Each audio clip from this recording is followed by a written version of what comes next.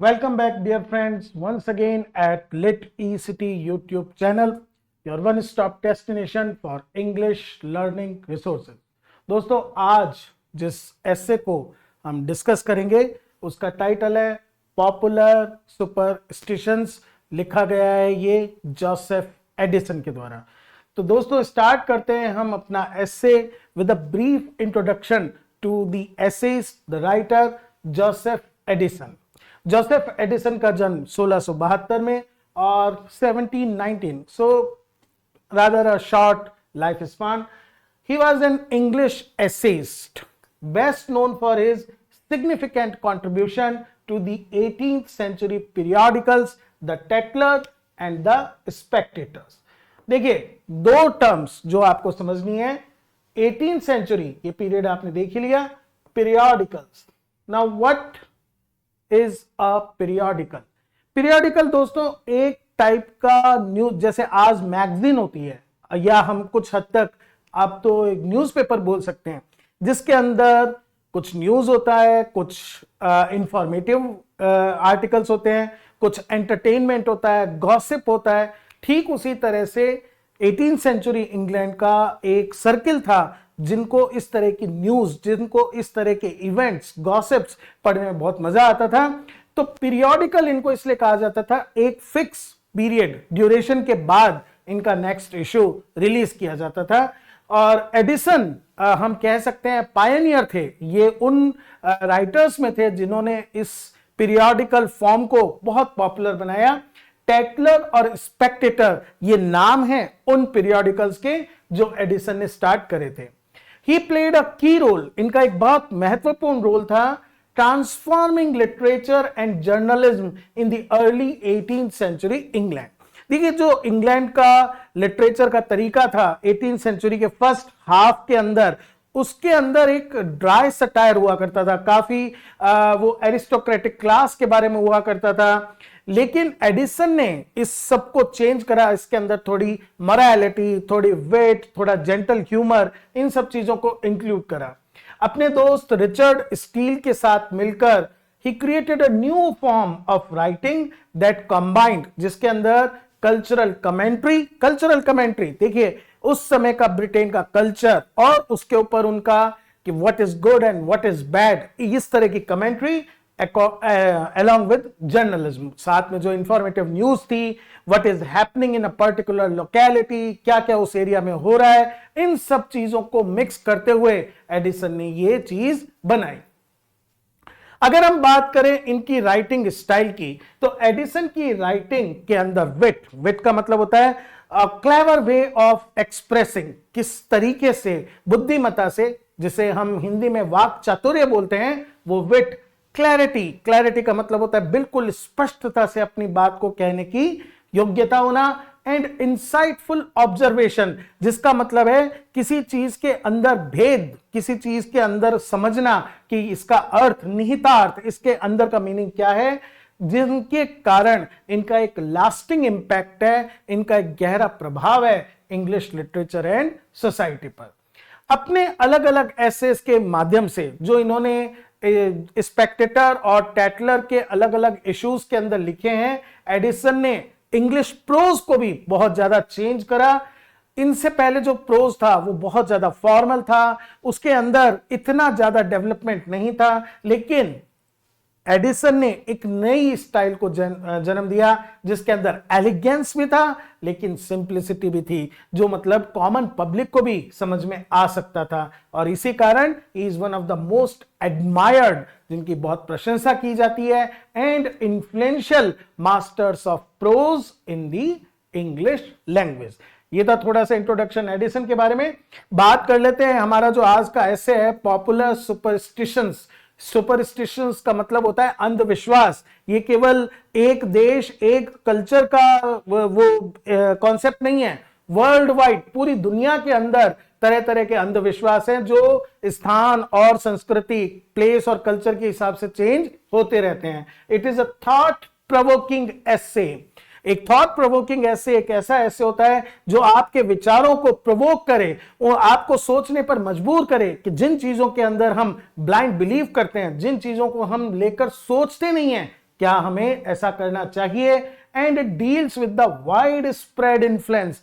ये जो सुपरस्टिशन का इन्फ्लुएंस होता है हम लोगों के अंदर, इतना ज्यादा हमने आत्मसात किया हुआ है, ये इतने अंदर तक हमारे है कि हमारा जो इररेशनल बिलीफ, इररेशनल का मतलब होता है जिन बिलीफ, जिन विश्वास के पीछे कोई रेशनल, कोई तर्क, कोई संगति नहीं है, ह्यूमन बिहेवियर और सोसाइटी को किस हद तक और किस बड़े लेवल पर प्रभावित करते हैं, उनके ऊपर ये ऐसे चर्चा करता है। सबसे पहले ये पब्लिश हुआ था 1711 अक्टूबर 20 में, द स्पेक्टेटर, जो मैंने बताया आपको, एक पीरियोडिकल था और उसका इशू नंबर 177 और डेली था, मतलब ये हर रोज निकला करता था, जो एडिसन और रिचर्ड स्टील ने साथ मिलकर पब्लिश किया करते थे।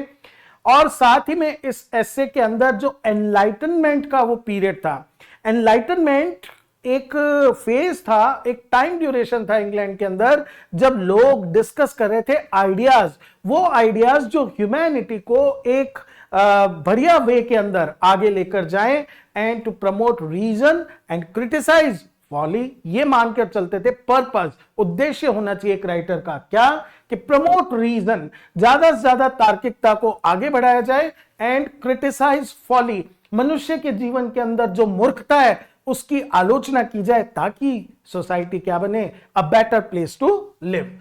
इस इंट्रोडक्शन के बाद चलिए स्टार्ट करते हैं सीधा एसे, लाइन टू लाइन कोशिश करेंगे समझने की, ताकि आप इस एसे के जो निहितार्थ है उनको समझ सकें। एक छोटे से वर्स कपलेट के साथ एडिसन इस एसे को स्टार्ट करते हैं। Visions and magic spells, can you despise and laugh at witches, ghosts and prodigies. Edison एक क्वेश्चन पूछ रहे हैं, विजन्स, विजन्स का मतलब यहां है किस चीज से, कि हम जो ऐसी कल्पना करते हैं कि हम भविष्य की चीजों को देख सकते हैं। मैजिक स्पेल्स, जादू, तंत्र, मंत्र, जिनके माध्यम से किसी व्यक्ति के भविष्य को बताया जाता है। कैन यू डिस्पाइज, क्या दुनिया में ऐसा कोई व्यक्ति है जो उनको रिजेक्ट, रिफ्यूज कर सके, जो उनको ये कह सके I don't believe you, I am not afraid, कि अगर कोई मेरे को कुछ बोले तो क्या ऐसा कोई है। एंड लाफ एट विचेस, चुड़ैल, घोस्ट, भूत, प्रोडिजीज, ये अलग अलग प्रकार की भविष्यवाणियां। क्या कोई व्यक्ति इतना लॉजिकल होता है कि वो सीना ठोक कर कह सके मैं हंसता हूं इन सब चीजों पर, मेरी सेहत पर फर्क नहीं पड़ता। एक्चुअली में एडिसन बताना चाहते हैं कि इस दुनिया के अंदर, उस समय की ब्रिटिश सोसाइटी के अंदर शायद ही कोई जना ऐसा था जो इन चीजों को लाइटली लेता था या इन चीजों के ऊपर ध्यान नहीं देता था।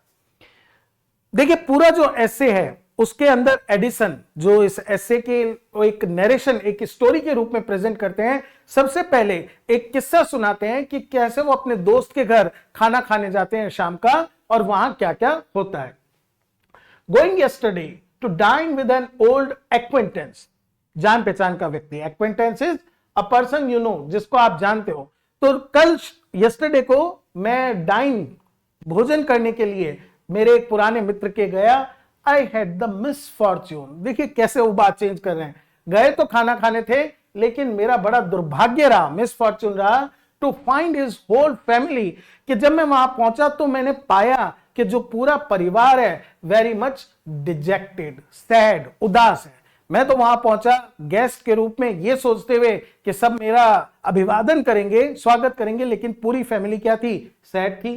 Upon asking him the occasion, जब मैंने उनसे पूछा ओकेजन, ओकेजन का मतलब है यहां पर रीजन, कारण क्या है, ही टोल्ड मी, तो उसके फ्रेंड ने, नरेटर के फ्रेंड ने बताया, his wife had dreamed a very strange dream, कल रात उनकी पत्नी ने एक बड़ा ही विचित्र सपना देखा है, द नाइट बिफोर, पिछली रात को, विच दे वर एफ्रेड, और उस सपने से उनको ये भय है, ये डर लग रहा है। पोर्टेंड, इस बात का वो इशारा है, इस बात का वो एक प्रकार का संकेत है, सम मिसफॉर्च्यून टू देमसेल्व्स और टू देयर चिल्ड्रन, कि ये बुरा सपना इस बात का संकेत है, ईश्वर का इशारा है, भविष्य का एक सूचक है कि उनके या उनके बच्चों के साथ कुछ मिसफॉर्च्यून होने वाला है। ये सब सोच सोच कर हम क्या हो रहे हैं, परेशान हो रहे हैं। At her coming in to the room, जब वो लेडी जिसको ये सपना आया था वो कमरे में आती है,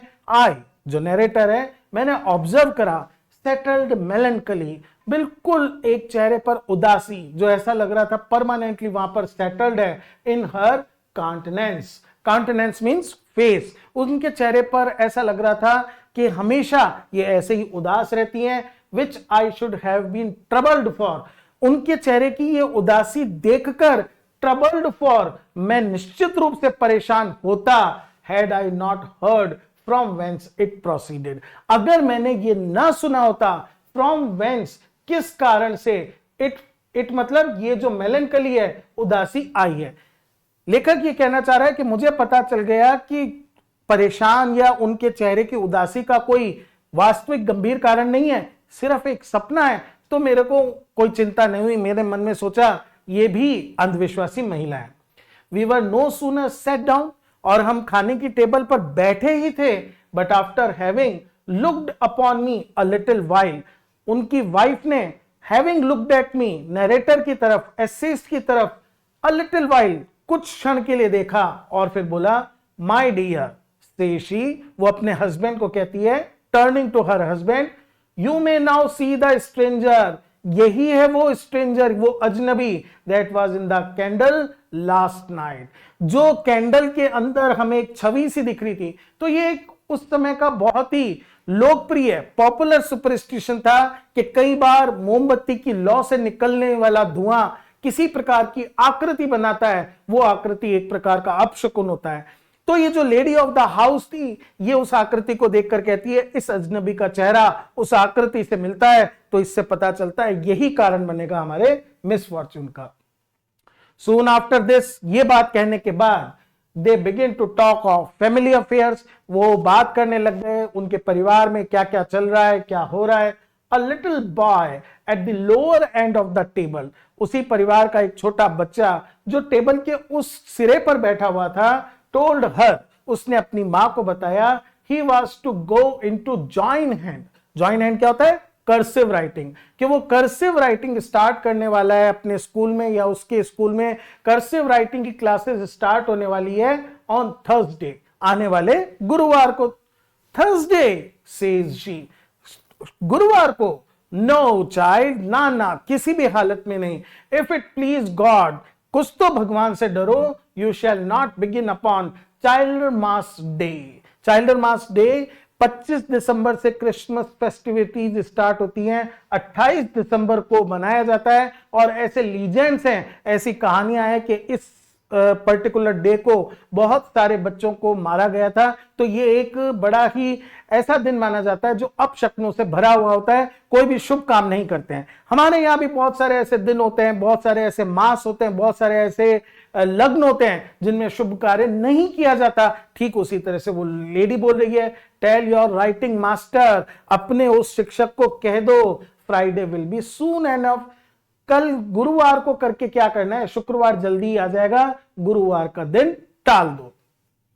I was reflecting with my self, उनकी ये बातें देखकर विद माई सेल्फ, मन ही मन में रिफ्लेक्ट, सोच रहा था, ऑडनेस ऑफ हर फैंसी, क्या इसकी फैंसी, इसकी कल्पना की कितनी ऑडनेस, सनक है, अजीब बात है। वंडरिंग, और साथ में यह भी आश्चर्य कर रहा था, anybody would establish it as a rule, अगर ये नियम ही बना दिया कि हफ्ते में ये वाला दिन ये वाला काम नहीं कर सकते क्योंकि इसको करने में कोई अपशकुन है, to lose a day in every week, तो हम हर हफ्ते क्या कर देंगे, एक दिन को तो खो ही देंगे। In the midst of these my musings, इन जब बातों को, म्यूजिंग्स मीन्स थॉट्स, विचारों के बीच में मैं जब खोया हुआ था, शी डिजायर्ड मी, उसने मेरे से विनती करी, रिक्वेस्ट करी, to reach her a little salt upon the point of my knife, कि मैं नाइफ से थोड़ा सा साल्ट लेकर उनकी तरफ दूं। आजकल तो देखिए क्या होते हैं, साल्ट शेकर होते हैं, नमकदानी जिसको बोलते हैं। पहले नमक एक बोल के अंदर होता था और आप नाइफ की टिप पर उसको उठाकर और पास किया करते थे, विच आई डिड। जब उस लेडी ने मुझसे रिक्वेस्ट करी तो मैंने नाइफ की टिप पर उठाकर उसको देना चाहा, but in such a trepidation and hurry, लेकिन मेरे हाथ कांप रहे थे और मैं थोड़ा जल्दबाजी में था कि उसने, मेजबान ने कहा है तो ओबीडियंस मुझे तुरंत पूरा करना है, that I let it drop by the way, थोड़ा सा नमक मेरे से नीचे गिर गया। एट विच, ये होते ही, शी इमीडिएटली स्टार्टल्ड, वो और चौंक गई, सेड इट फेल टुवर्ड्स हर, या तो इस साइड गिरता या इस साइड, ये मेरी साइड गिरा है, तो वापिस से ये एक और क्या हुआ है, अपशकुन हुआ है। Upon this I looked very blank, मैं वापिस से बिल्कुल ब्लैंक हो गया, मुझे समझ नहीं आया अब क्या करना है। एंड ऑब्जर्विंग, ये देखते हुए, the concern of the whole table, पर टेबल पर जितने लोग बैठे हुए थे सब चिंतित हो गए। Begin to consider myself, मैं मानने लगा कि वास्तव में मैं ही वो व्यक्ति हूं। विद सम कंफ्यूजन, और साथ में मैं कंफ्यूज भी था, हैरान भी था, ऐसा क्यों हो रहा है। एज अ पर्सन, मैं अपने आप को मानने लगा कि मैं एक ऐसा व्यक्ति हूं that had brought a disaster upon the family. हुआ हो ना हुआ हो वो तो बाद की बात है, लेकिन मैं अपने आप को रेस्पॉन्सिबल मानने लगा कि मैं इस परिवार के लिए कोई डिजास्टर, तबाही का कारण बन गया। The lady, however, recovering herself after a little space, कुछ समय बाद लेडी का मूड रिकवर हुआ, थोड़ी बेटर हुई। said to her husband, उसने अपने पति से बोला with a sigh, आ भरते हुए, मानो अब कुछ हो ही नहीं सकता, ये तो होकर ही रहना था। My dear, misfortune never comes single, कभी भी एक बुरी चीज अकेले नहीं होती, एक के साथ दूसरी जरूर होती है। माई फ्रेंड, इस बीच जो मेरा मित्र था, आई फाउंड, उसको मैंने पाया, acted but an under part at this table, वो हस्बैंड होते हुए भी उस टेबल पर अंडर पार्ट था, सबॉर्डिनेट की तरह था। उसकी इतनी हिम्मत नहीं थी कि अपनी पत्नी के इन अतार्किक विचारों को वो मना कर सके, उनको कह सके कि ऐसी कोई बात नहीं है। And being a man of more good nature than understanding, स्वभाव से इतना अच्छा था, उसकी समझ पता नहीं कितनी थी न थी, स्वभाव इतना अच्छा था कि वो अपनी बीवी को नाराज, वो अपनी पत्नी को नाराज नहीं कर सकता था। थिंक्स हिमसेल्फ ऑब्लाइज्ड, वो मानकर चलता था कि ये मेरा कर्तव्य है, मुझे ये करना चाहिए। Fallen with all the patience and humours of his योग फेलो। योग फेलो एक आर्किक वर्ड है वाइफ या पार्टनर के लिए, तो जो मेरी योग फेलो, जो मेरी वाइफ कहती है, उसी को मुझे क्या कर लेना चाहिए, स्वीकार कर लेना चाहिए। Do not you remember child, क्या आपको याद नहीं है, that the pigeon house fell the very afternoon that our careless wench spilled the salt upon the table। अब वो कनेक्ट कर रही है चीजों को। पिजन हाउस, जो कबूतरों का पिंजरा था, वो उसी दिन गिरा था जिस दिन घर की वेंच, नौकरानी ने टेबल पर नमक गिराया था। आज फिर ये हो गया है। रात को सपना बुरा आया था, बच्चे को चाइल्डर मास को राइटिंग सीखनी है, सारी चीजें इशारा कर रही हैं कुछ गड़बड़ होने वाली है। Yes, says he, my dear, and the next post brought us an account of the battle of Almanza। और साथ ही में हस्बैंड ऐड करता है, इतना ही नहीं, अगली जो दिन की पोस्ट आई उससे हमें पता चला न्यूज से कि बैटल ऑफ अलमांजा, जो स्पेन के साथ ब्रिटेन का युद्ध हुआ था, जिसमें ब्रिटेन के बहुत सारे सैनिक मारे गए थे, लगभग युद्ध हारी थी, तो वो भी हुआ था। तो ये बता रहे किस तरह से ये सारी चीजें एक साथ हुई थी। द रीडर में गैस, आप सभी समझ सकते हैं एट द फिगर, क्या मेरी हालत हो रही होगी after having done all this mischief, मेरे एक वहां होने से इतनी सारी बड़ी बड़ी गड़बड़े हुई हैं, मेरी क्या हालत हो रही होगी। I dispatched my dinner as soon as I could, जितनी जल्दी मैं अपना डिनर निपटा सकता था मैंने निपटाया।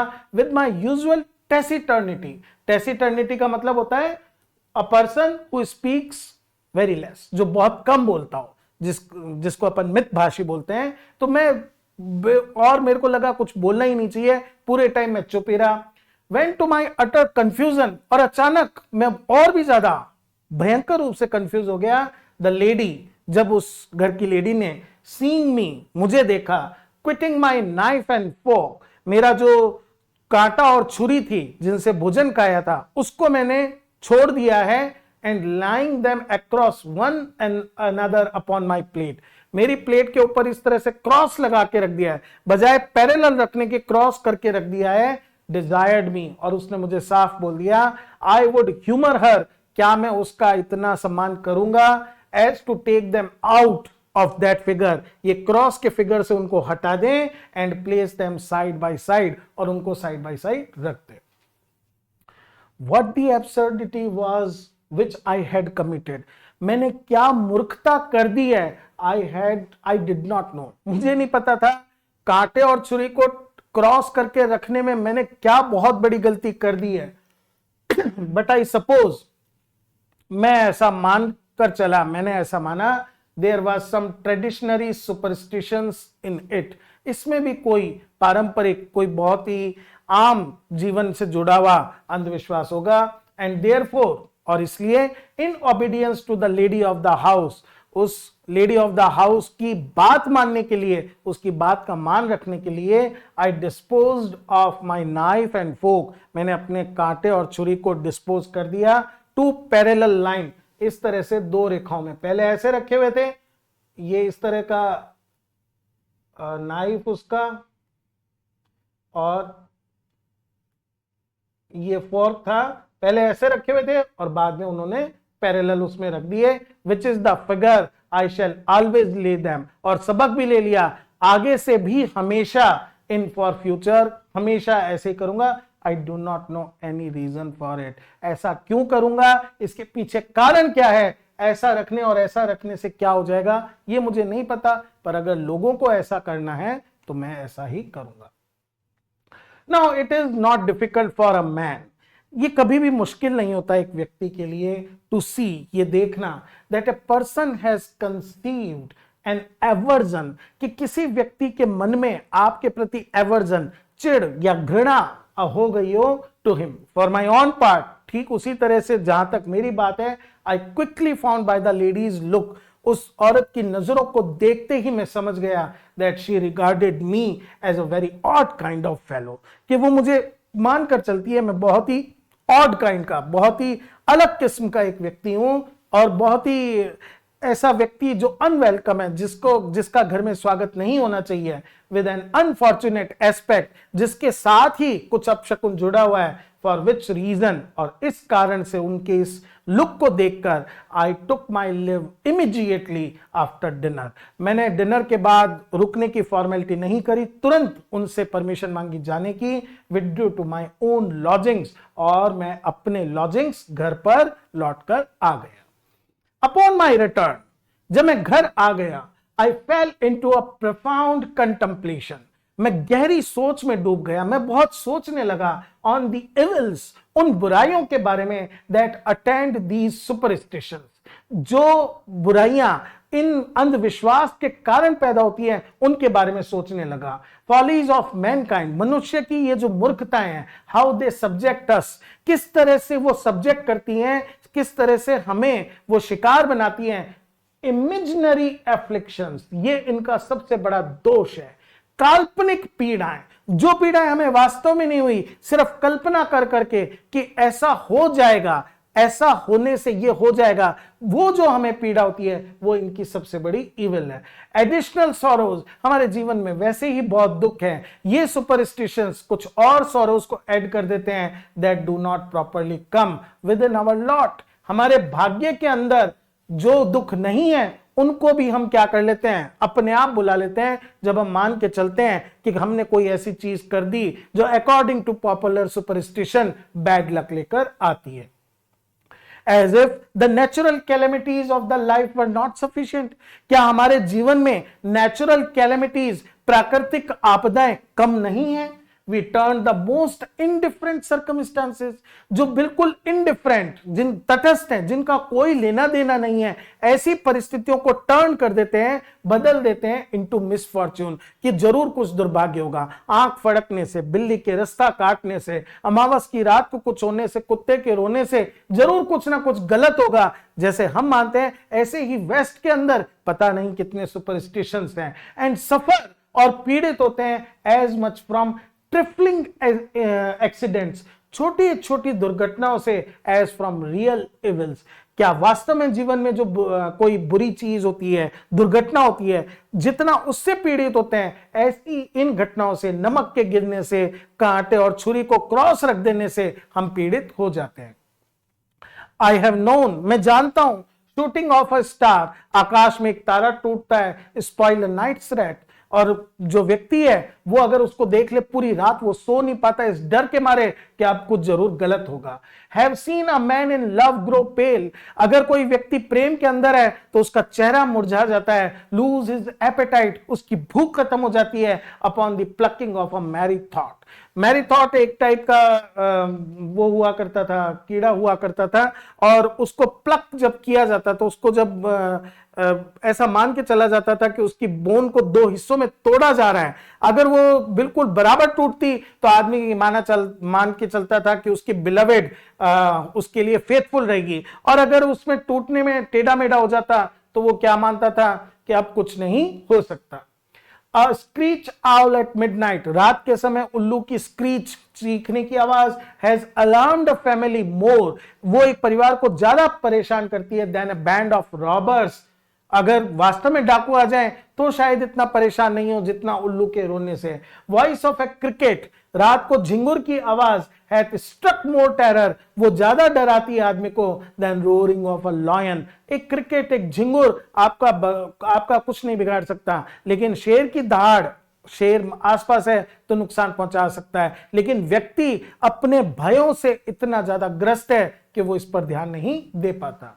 There is nothing so inconsiderable, कोई भी चीज ऐसे अंधविश्वास मानने वाले लोगों के लिए इनकंसिडरेबल नहीं है, छोटी नहीं है, विच मे नॉट अपीयर ड्रेडफुल, जो उनको भयानक ना लगे, टू एन इमेजिनेशन, जिनकी ऐसी कल्पना हो, that is filled with omens and prognostics, जो ऑमेंस, शगुन और अपशकुन, प्रोग्नोस्टिक्स, इसका ये होने से अब क्या होगा, इससे भरी हुई ना हो। अ रस्टी नेल, उनके लिए तो जंग लगी हुई एक कील, और अ क्रुकेड पिन, या फिर एक तो थोड़ी सी मुड़ी हुई पिन जो है, shoots up in the prodigies, वो बड़ी बड़ी कल्पनाओं में बदल जाती हैं कि ऐसे लगने से, जंग लगी हुई कील के यहां होने से, इस कील के यहां मुड़ने से, इस झाड़ू के यहां जाने से, चप्पल के उल्टा होने से ऐसा हो जाएगा।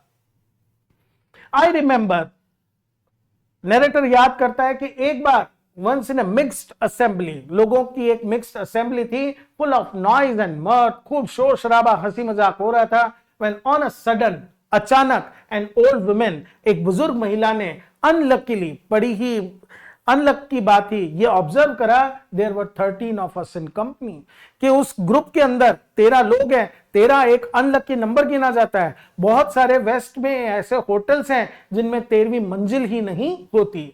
This remark struck a panic, उनकी ये बोलते ही सब पैनिक हो गए कि 13 हैं, अब अपशकुन हो जाएगा। टेरर इनटू सेवरल, बहुत सारे लोग डरने लग गए, who were present, जो वहां उपस्थित थे, in so much that 1 or 2 of the ladies were going to leave the room, उन्होंने कहा हम चले जाते हैं ताकि 13 के 11 या 12 ही रह जाए।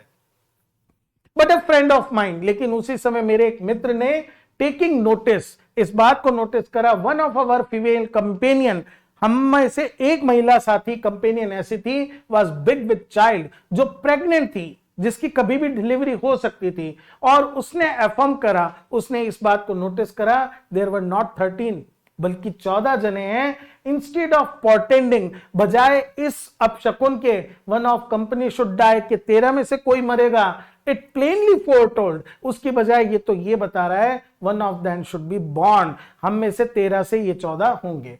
Had not my friend found, अगर मेरे दोस्त ने नहीं ये तरीका सोचा होता, दिस एक्सपीडियंट, हाथों हाथ इस एक्सक्यूज बहाने को नहीं सोचा होता कि वो इसकी वजह से उस ओमेन को ब्रेक कर दे, उसके प्रभाव को खत्म कर दे। आई क्वेश्चन, मैं निश्चित रूप से ये पूछना चाहूंगा, not but half the women, लगभग आधी जो औरतें हैं in the company would have fallen sick that very night, ये सोच सोचकर उसी रात को बीमार पड़ जाती। एन ओल्ड मेड, एक बूढ़ी औरत, that is troubled with the vapors, जो लगातार वेपर्स से, अपनी बीमारियों से परेशान है, produces infinite disturbances of this kind, उसके दिमाग में हजारों, infinite, अनंत इस प्रकार की परेशानियां, इस प्रकार के विचार चलते रहते हैं among her friends, और वो अपने दोस्तों के बीच में ये बांटती रहती है और पड़ोसियों के बीच में। I know a maiden aunt, मैं एक ऐसी मेडन अनमैरिड आंट, बूढ़ी आंट को जानता हूं, ग्रेट फैमिली, बड़े परिवार से आती है, who is one of these antiquated sibyl, वो एक बुजुर्ग सिबिल, सिबिल एक प्राचीन प्रोफेटेस, भविष्य करने वाली महिला हुआ करती थी, ये देखने में वैसी है, सफेद बाल, बूढ़ी है और बिल्कुल वैसी ही लगती है। दैट फॉरबोर्ड्स एंड प्रोफेसाइजेस, जो लगातार भविष्यवाणियां करती है, जो लगातार चेताती रहती है कि अब कुछ गलत होने वाला होगा। From one end of the year to the other, साल के इस सिरे से लेकर उस सिरे तक वो लगातार यही चीजें बताती रहती है। शी इज ऑलवेज सीइंग एपेरेशंस, उसको हमेशा साए नजर आते रहते हैं, भूत प्रेत नजर आते रहते हैं। हियरिंग डेथ वॉचेस, एक प्रकार का बीटल, झिंगुर, जिसकी आवाज वापस से ऐसा लगती है मानो वो यमराज को बता रही हो। And was the other day, और एक दिन की बात है, almost frightened out of her wits by the great house dog, घर के कुत्ते के भौंकने से ऐसा हुआ कि इतनी डर गई, बिल्कुल मरने के कगार पे आ गई, जो स्टेबल के अंदर सिर्फ हाउल कर रहा था।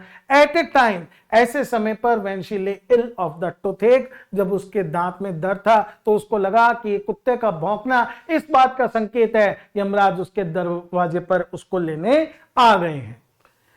Such an extravagant cast of mind, दिमाग का जब ये ऐसा extravagant cast होता है, जब ऐसा ढला हुआ दिमाग होता है, जब दिमाग की सोच ऐसी होती है, मल्टीट्यूड ऑफ पीपल, हजारों ऐसे लोग हैं जो not only in impertinent terrors, बिना कॉन्सिक्वेंस वाले, बिल्कुल जो जिनका कोई सार नहीं है, ऐसे डरों में जो डूबे हुए रहते हैं, but in supernumerary duties of life, लेकिन लाइफ की जो सुपर न्यूमरेरी ड्यूटीज हैं, जो कर्तव्य, जो उनको काम करने हैं, उससे ज्यादा काम में, उससे ज्यादा उलझनों में, उससे ज्यादा लोड वो ले लेते हैं। And arises from that fear and ignorance, और वो ये निकल कर आते हैं, ये सबसे इंपॉर्टेंट बात है, उस भय और उस अज्ञानता से which are natural to the soul of man. जब तक आदमी पढ़े समझे नहीं, तब तक नेचुरली उसकी सोल डर से और अज्ञानता से भरी हुई होती है, और यही मजबूर करती है हम तरह तरह के टेरर्स में विश्वास करें। The horror with which we entertain the thoughts of death, हम में से कोई भी जो मृत्यु के बारे में सोचता है, तो जो जिस तरह से डरता है, indeed of any future evil, death ही क्यों, भविष्य में होने वाली किसी भी बुराई या आपदा से हम जो डरते हैं, अनसर्टेनिटी ऑफ इट्स अप्रोच, कब और कैसे और कहां ये चीज हो जाए, इस बारे में हमारी अनसर्टेनिटी होने के कारण fill a melancholy mind, already जो उदास परेशान दिमाग है उसको भर देता है इन्यूमरेबल एम्प्रीहेंशंस, असंख्य डरों से, एंड सस्पिशंस, इस शक से पता नहीं कब क्या कहां होगा, and consequently dispose it to the observation of such groundless prodigies and prediction, और उसका नतीजा क्या होता है, ग्राउंडलेस, जिनका कोई आधार नहीं है, ऐसी ऐसी प्रोडिजीज, कल्पनाएं करने लगते हैं, भविष्यवाणियां करने लगते हैं, आज मैंने ये किया है, आज मेरे साथ ये हो गया है, आज रास्ते में ये मिल गया है, आज ये घटना हो गई है, तो इसका परिणाम, इसकी परिणति इसमें होगी। फॉर, बहुत इंपॉर्टेंट लाइंस हैं, as it is chief concern of wise man, जैसे कि एक बुद्धिमान व्यक्ति का चीफ कंसर्न, प्रमुख जो उद्देश्य होता है, रीट्रेंच, वो होता है रीट्रेंच करना, रिड्यूस करना, कम करना, इविल्स ऑफ लाइफ, जीवन की बुराइयों को, by the reasoning of philosophy, लगातार तर्क शक्ति से आगे बढ़ाते हुए काम करने के लिए, जैसे एक बुद्धिमान व्यक्ति निरंतर काम करता है। It is the employment of fools, उसी तरह से जो मूर्ख लोग हैं वो हमेशा क्या करते रहते हैं, मल्टीप्लाई दैम, इनको कई गुना करते रहते हैं, by the sentiments of superstitions. तो एक वाइज आदमी लॉजिक पर काम करते हुए जीवन की बुराइयों को कम करता है, और एक फुलिश आदमी सुपरस्टिशंस का सहारा लेते हुए इन समस्याओं को और बढ़ाता रहता है। फॉर माई ओन पार्ट, लेखक कहता है, जहां तक मेरे स्वयं की बात है, I should be very much troubled, मैं बहुत ज्यादा परेशान हो जाऊंगा अगर मेरे पास ऐसी डिवाइनिंग क्वालिटी होती। डिवाइनिंग क्वालिटी का मतलब भविष्य को जानने की, समझने की क्षमता होती। दो इट शुड, हाँ, भले ही वो इतनी ताकतवर होती कि वो मुझे इन्फॉर्म कर देती, मुझे बता देती ट्रूली, बिल्कुल सच्चे रूप से, everything that can befall me, जो कुछ भी मेरे साथ हो सकता है वो मुझे इस बारे में बता सकती। आई वुड नॉट एंटिसिपेट, मैं इस बारे में एंटिसिपेट, प्रत्याशा पहले से नहीं मानकर चलता, relish ऑफ एनी हैप्पीनेस, कि मुझे किसी भी चीज का आनंद मिलता, nor feel the weight of any misery, ना ही मैं पहले से ही आने वाले दुख का कोई बोझ अपने ऊपर लेता हूं बिफोर इट एक्चुअली अराइव्स। कहने का मतलब है मेरे जीवन में जब जो चीज घटती है, अच्छी या बुरी, उसी का मैं उसी समय आनंद उठाता हूं और बोझ उठाता हूं, पहले से मानकर के कल, आज से महीने बाद, साल बाद, 5 साल बाद, 10 साल बाद ये होगा, मैं बिल्कुल भी ना relish आनंद उठाता हूं, ना वेट, ना उसका बोझ उठाता हूं। आई नो, मैं जानता हूं, but one way of fortifying my soul, केवल एक ही तरीका है जिसके द्वारा मैं अपनी सोल को फोर्टिफाई, मजबूत कर सकता हूं अगेंस्ट दीज ग्लूमी प्रिसेजेस, इन ग्लूमी, इन काली, उदास करने वाली भविष्यवाणियों के खिलाफ मैं अपनी सोल को एक ही तरह से फोर्टिफाई, मजबूत कर सकता हूं, जो ये टेरर्स ऑफ माइंड है इनका सामना करने के लायक बना सकता हूं। और वो एक तरीका क्या है? By securing to myself, मैं अपने आप को कैसे सिक्योर, सुरक्षित करूंगा? Friendship and protection of that being, उस ईश्वर की दोस्ती करके और उसका सहारा लेकर। वो बीइंग, वो ईश्वर जो क्या करता है? Dispossess of event and govern futurity, वही हर इवेंट, हर घटना के लिए जिम्मेदार है और वही गवर्न करता है फ्यूचरिटी, सारा भविष्य उसी के हाथ में है। He sees at one view, वो परमपिता ईश्वर एक ही नजर में देख लेता है the whole thread of my existence, आदि से लेकर अंत तक मेरा एग्जिस्टेंस जो है उसको वो पूरे को देखता है। Not only that part of it, ना केवल वो part which I have already passed, जो बीत चुका है, but that which runs forward, जो आगे के लिए लिखा हुआ है, into all the depths of eternity, इसी जन्म, इसके बाद वाले जन्मों में मेरा विश्वास उसके अंदर है, तो मुझे कोई चिंता नहीं है। When I lay me down to sleep, जब मैं सोने के लिए अपने बेड पर आता हूं, I recommend myself, तो मैं अपने आप को समर्पित कर देता हूं to his care, भगवान के हाथों में अपने आप को सौंप देता हूं। When I awake, और जब मैं उठता हूं, I give myself up to his direction, मैं अपने आप को उसकी दिखाई हुई दिशा पर समर्पित कर देता हूं। Amidst all the evils, जितनी भी बुराइयां, उन सब जो मुझे थ्रेटन करती हैं, डराती हैं, परेशान करती हैं, उन सब के बीच में I will look up to him, मैं हमेशा उसकी तरफ देखूंगा फॉर हेल्प, मदद के लिए। क्वेश्चन नॉट, मैं इस बात पर सवाल नहीं उठाऊंगा, he will either avert them, क्योंकि मुझे पता है ही, ईश्वर, या तो एवर्ट, उनको टाल देगा, और turn them to my advantage, या उन परेशानियों को मेरे ही फायदे में मोड़ देगा। दो आई नो, हालांकि मैं नहीं जानता, द टाइम, किस समय, द मैनर, किस तरीके से, ऑफ द डेथ, मेरी मृत्यु होगी, आज मुझे नहीं पता। I am not at all solicitous about it, मुझे इस बारे में चिंता नहीं है, मुझे जानना नहीं है, बिकॉज आई एम श्योर, क्योंकि मुझे पूरा विश्वास है, ही नोज देम बोथ, ईश्वर समय भी जानता है, तरीका भी जानता है, that he will not fail to comfort and support me under them, और उस समय वो मुझे कंफर्ट भी देगा और सपोर्ट भी देगा, इसका मुझे पूरा विश्वास है। तो ये इसके साथ ऐसे खत्म होता है। ऐसे की सेंट्रल थीम हम समझ ही सकते हैं, वाइड प्रेजेंस, किस तरह से पूरी दुनिया में सुपरस्टिशंस छाए हुए हैं और उनका हमारे जीवन पर क्या प्रभाव पड़ता है, इवन एजुकेटेड लोगों में भी। एडिसन शो करते हैं कैसे लोग, चाहे वो एक घर है, हाउसवाइफ हो, जो कैंडल फ्लेम, ओल्ड मेड, जो हाउलिंग कुत्ते भौंक रहे हैं उसमें अपशकुन देखती हैं, सब quickly give meaning to random events. वो क्या करते हैं, कोई भी रैंडम अपने आप घटित हुई घटना में अर्थ ढूंढने की कोशिश करते हैं। एडिसन बिलीव्स, ये मानकर चलते हैं, superstitions are the product of fear, हमारे भय के उत्पाद हैं, इग्नोरेंस, एंड एज सच, इस कारण वो अपील करते हैं for reason to be the guiding force, हमारे जीवन की गाइडिंग फोर्स, हमारे जीवन को आगे ले जाने वाली चीज क्या होनी चाहिए, रीजन होनी चाहिए। एडिसन कॉन्ट्रास्ट करते हैं सुपरस्टिशंस को फेथफुल ट्रस्ट इन गॉड, कि उसकी बजाय हमारा विश्वास, अंधविश्वास नहीं, भगवान के अंदर आस्था होनी चाहिए। दोज हु ट्रस्ट गॉड, जो भगवान पर विश्वास करते हैं, do not need to rely, उनको डिपेंड होने की जरूरत नहीं है ओमेन्स, अपशक्नों पर, प्रोफेसीज पर, अदर सच सुपरस्टिशियस प्रैक्टिस पर। तो दोस्तों ये था हमारा आज का lesson. I hope I am able to make you understand it in simple language. For more videos keep watching, keep supporting. Thank you friends.